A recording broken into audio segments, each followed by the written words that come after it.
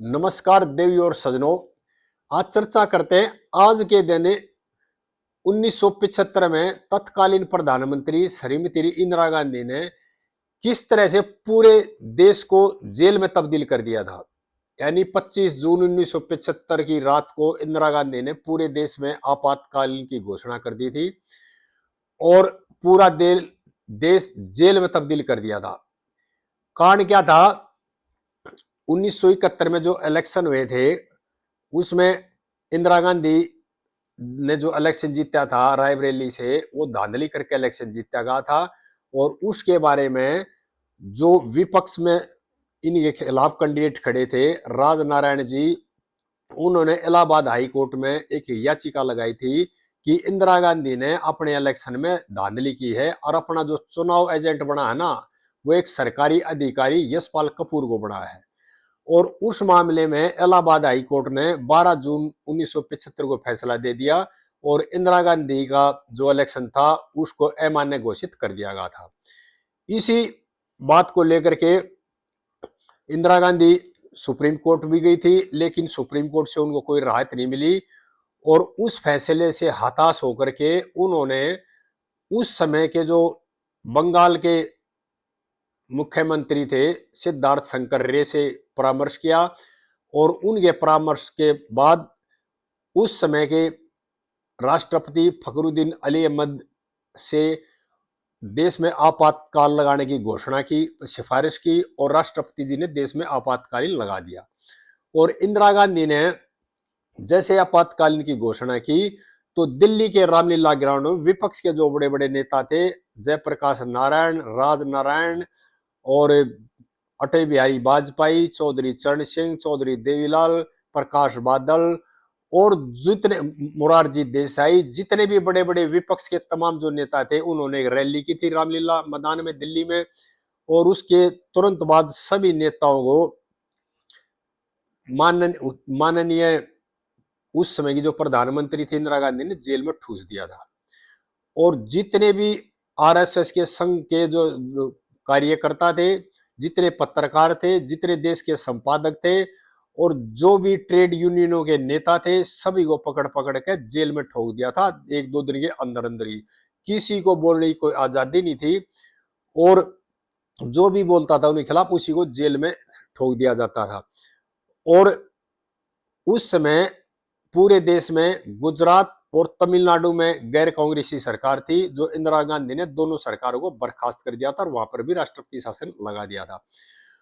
और यानी कि इंदिरा गांधी ने एकदम से पूरे हिंदुस्तान को जेल में तब्दील कर दिया था। और वो जो समय ना, वो मुझे भी याद है देशवासियों, उस टाइम में 5वीं क्लास में पढ़ता था अपने गांव में और करीब मेरी उम्र थी 11 साल की। और जब हम छठी क्लास में गए तो छठी क्लास से लेकर 10वीं तक मेरे गांव में स्कूल नहीं था और मैं अपने गांव से 2.5 कोस दूर पढ़ने जाता था। वो दिन आज भी मुझे याद है कि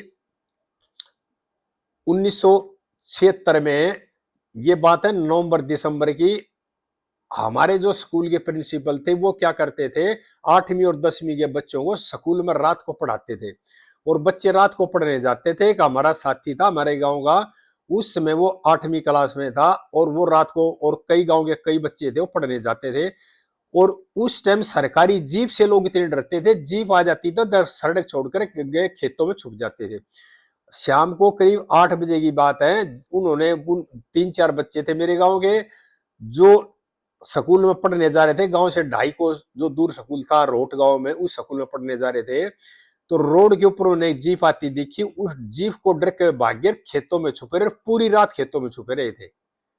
ये जो घटना है ना वो मुझे आज भी याद है और पूरा गांव और आसपास के लोग इस बात से बड़े भयभीत थे। और इमरजेंसी के दौरान ये जो आपातकाल का दौर था ये पूरे देश में 21 महीने रहा था। और आपातकाल के दौर में इंदिरा गांधी के बेटे संजय गांधी ने एक और नया अभियान चलाया था जनसंख्या कम करने के लिए, और जबरदस्ती पकड़ पकड़ के लोगों का ऑपरेशन करना शुरू कर दिया, नसबंदी करनी शुरू की थी। और जो सरकारी अधिकारी थे उनको लालच दिया गया था प्रमोशन का और इनाम का। वो अपने प्रमोशन के लिए, इनाम पाने के लिए पकड़ पकड़ के जबरदस्ती नसबंदी करा रहे थे। और ये नहीं देखते थे किस आदमी कितनी उम्र है, यानी जो जवान यंग लड़के थे ना, उनको भी पकड़ पकड़ के जबरदस्ती, जो अनमैरिड बच्चे थे उनके भी कईयों की नसबंदी हुई थी उस समय में।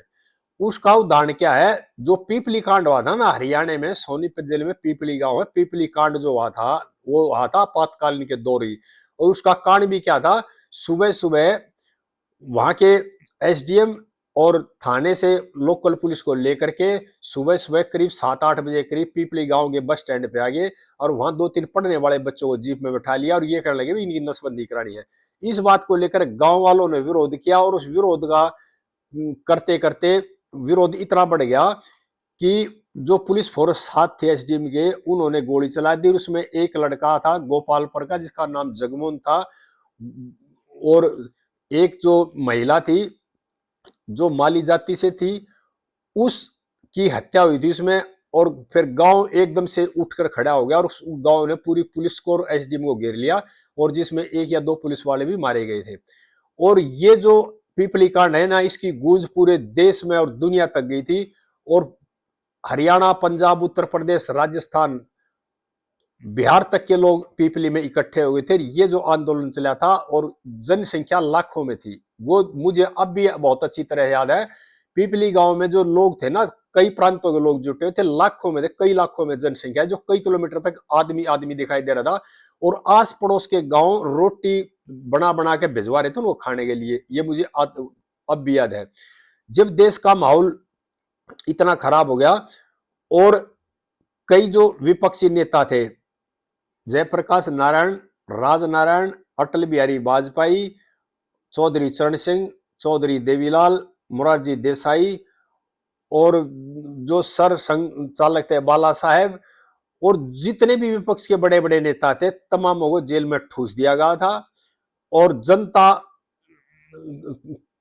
को प्रेरित करने के लिए, जनता को संबोधन करने के लिए कोई भी नेता नहीं था।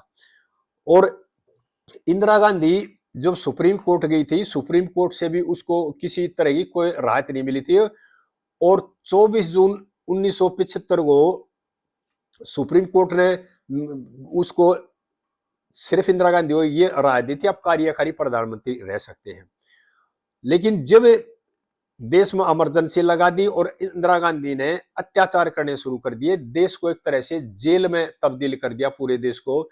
उसके बाद जो पीपली कांड हुआ ना हरियाणा में, और पीपली कांड ने पूरे देश को झकझोर करके रख दिया था और इंदिरा गांधी के शासन को हिला दिया था। उसके बाद इंदिरा गांधी की समझ में ये बात आई, अब देश की जनता नहीं रुकने वाली है। और उस टाइम केंद्र के अंदर है ना, हरियाणा से चौधरी बंसीलाल मंत्री थे, और उन्होंने उसको बता भी दिया था कि अब देश की जनता रुकने वाली नहीं है, और किसी भी तरह से करो देश की, यानी कि इलेक्शन कराना जरूरी होगा। और उसके बाद इंदिरा गांधी ने इमरजेंसी के दौरान ही इलेक्शन की घोषणा की थी। और जितने भी नेता थे ना, जितने भी नेता थे उनको जेल से छोड़ दिया गया। और उसके बाद 1977 में इलेक्शन हुआ, और इलेक्शन के बाद इंदिरा गांधी और उनके जो पुत्र थे संजय गांधी, वे उस इलेक्शन में हारे थे, और पूरी कांग्रेस पार्टी उसमें हार गई थी। और जो मिलीजुली सरकार बनी थी जनता पार्टी की।